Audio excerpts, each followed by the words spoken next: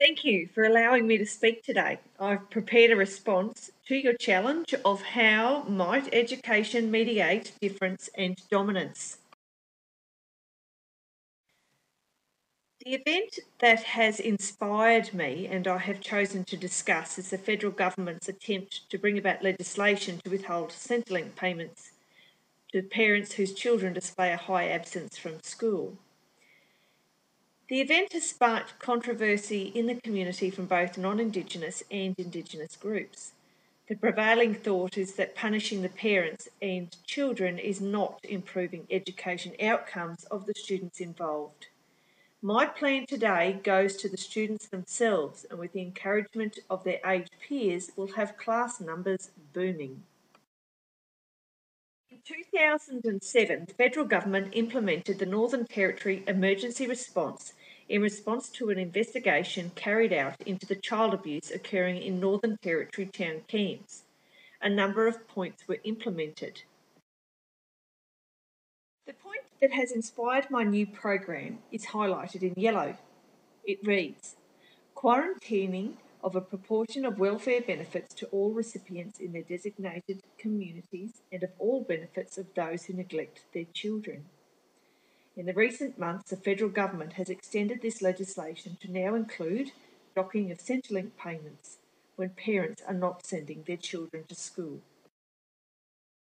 Macklin, the Minister for Indigenous Affairs, made a statement to ABC on the 14th of November 2011 that parents will be invited to schools to participate in programs to keep their children at school. She cited that the issues with children not attending school were because of such things such as not being able to afford school uniforms and being bullied at school. The concern from those who oppose the new proposal say the measures are already in place, and the combination of territory and federal laws now risk parents of children being incarcerated for not sending their children to school. The concern is that this is not going to make headway into education improvements for the children involved. And of note, there are no such powers applicable to negligent families who do not live in Northern Territory town camps. As a teacher, how am I able to make a change and increase the attendance of Indigenous children in school? The program that we will be implementing will be utilising the very thing that brings the other closer: communication. The package to be implemented is aimed at students in the 12 to 15 year age group, as this is an age of intense learning and self-discovery. Difference has always been in society.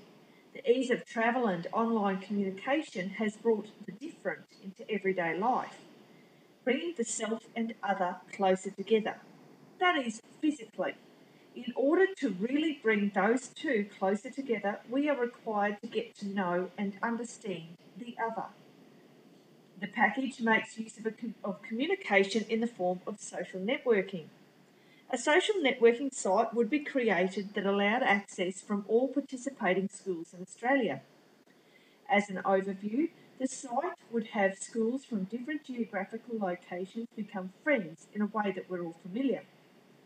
The difference would be that the friends are classrooms as opposed to individuals.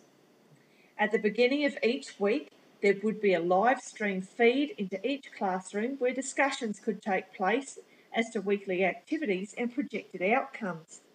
It is easy to think that you have the only way of doing things if you're not exposed to others. Through Classbook, we are now being exposed to other classrooms.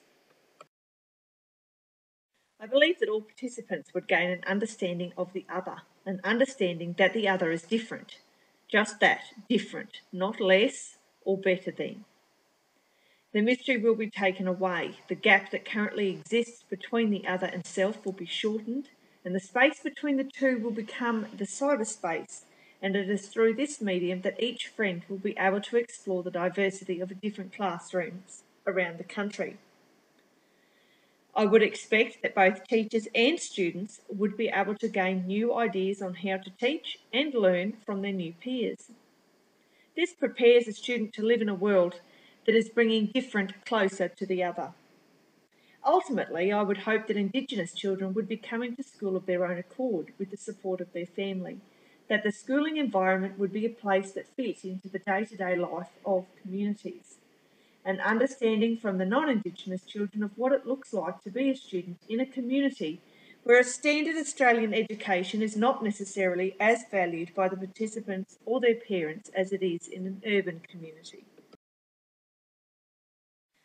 The classbook program would be based on the resistance theory, moving towards alternative views and attitudes. Prior to the creation of the classbook profile, each class would have run through lessons on defining self, acknowledging the other, and an understanding that other does not mean less than, just different. It is hoped that the understanding of the other is not just applied to classroom friends, but allows the student to gain skills in understanding students in their own classes or schools that are different from them. Rather than trying to change the other by getting them to conform with the collective identity, it will encourage tolerance and respect. We're moving towards a national curriculum, one that hopes to educate all Australian students to the same level. Now, this may suit the hegemonic group, but perhaps ignores others in other identity locations. This may be why the federal government has been required to implement this new legislation. By opening up the classrooms to each other via Classbook, it is hoped that students from all participating classrooms begin to understand one another, and ultimately the hope that Indigenous children attend school through desire and not through threat.